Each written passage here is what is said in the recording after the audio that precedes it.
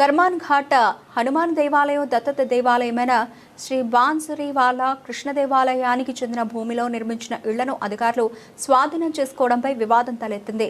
Endowment tribunal ఆదేశాల మేరకు 21 ఇళ్లలో 11 ఇళ్లను ఖాళీ చేసి స్వాధీనం చేసుకున్నట్లు అధికారులు తెలిపారు. అయితే ఈ స్వాధీనం అక్రమమని బాధితుల న్యాయవాది ఆంజనేయచారి ఆరోపించారు. బాధితుల తరఫున న్యాయ పోరాటం చేస్తామని తెలిపారు.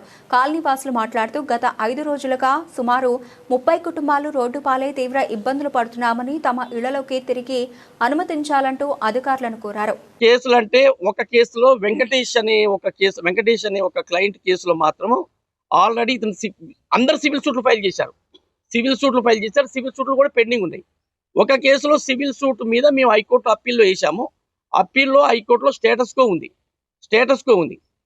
కో ఉండగా కూడా ఆ ప్రాపర్టీని కూడా వాళ్ళు సీజ్ చేశారు. ఆ ఆర్డర్ కాపీని మేము ఈఓ గారికి చూపెడితే ఈఓ గారు ఏమంటారు,